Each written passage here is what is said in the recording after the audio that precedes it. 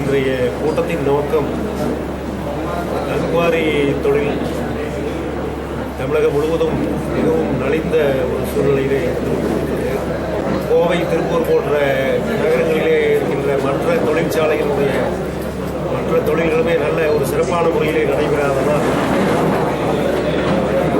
உலக அளவிலே ஒரு பொருளாதார வீழ்ச்சி ஏற்பட்டுள்ள ஒரு சூழ்நிலையில் அதனுடைய தாக்கத்தின் காரணமாகவும் இங்கே கட்டுமான தொழில்கள் மிகவும் வீழ்ச்சி அடைந்துள்ள ஒரு சூழ்நிலையிலே எங்களுடைய கல்குவாரியிலே உற்பத்தி செய்யப்படும் கருங்கல், ஜல்லி போன்ற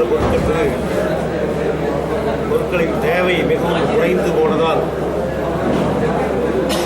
நாங்கள் உற்பத்தி செய்யக்கூடிய அத்தனை பொருட்களையும் விற்க முடியாத ஒரு சூழ்நிலை ஏற்பட்டுள்ளதால் தொழிலில் ஈடுபட்ட அநேகமாக ஒரு 90% கிரசர் உரிமையாளர்களும், குவாரி உரிமையாளர்களும் அவர்களுடைய குடும்பத்தாரும் மிகவும் பாதிக்கப்பட்டு அவர்கள் வங்கிகளே வாங்கிய கடன்களை திருப்பி செலுத்த முடியாமலும், குழந்தைகளை நல்ல கல்லூரியிலே படிக்க வைக்க முடியாமலும்,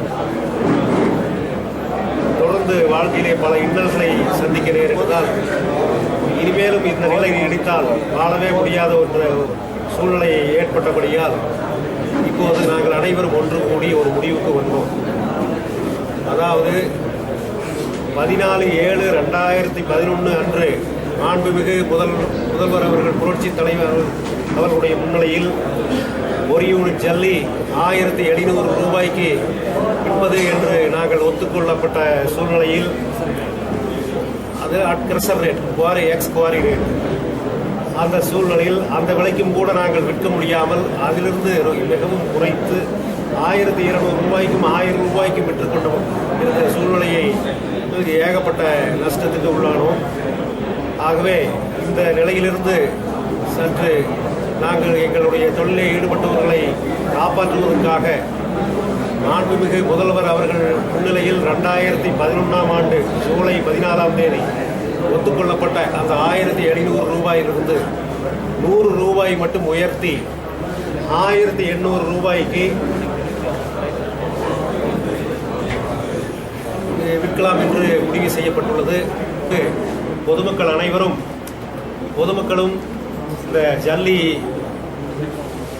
பொதுமக்களுக்கும் எங்களுடைய கல்குவாரி உரிமையாளருக்கும் ஒரு விழிப்புணர்வு ஏற்படுத்தக்கூடிய வகையிலே எங்களுடைய லாரிகளிலே இது போன்ற ஸ்டிக்கர் ஒட்டப்பட்டு வரும். இந்த ஸ்டிக்கரிலே லாரியினுடைய அளவு, ஜல்லியினுடைய அளவு, அதனுடைய எடை அளவு அனைத்தும் இதில் குறிப்பிட்டிருக்கும். இந்த லாரிகளில் மட்டும் ஜல்லி வாங்கினால் பொதுமக்கள் ஏமாற வேண்டி இருக்காது. இடைத்தரகர்கள் மூலமாக ஜல்லி வாங்க வேண்டாம் என்று கேட்டுக்கொள்கின்றோம். நாங்களும் இந்த கிரசர் உரிமையாளர்களும் இனிமேல் அது போன்ற இடைத்தரகர்களுக்கு ஜல்லி விற்க மாட்டோம் என்பதை இந்த நேரத்தில் இங்கே தெளிவுபடுத்திக் கொள்ள விரும்புகின்றோம்.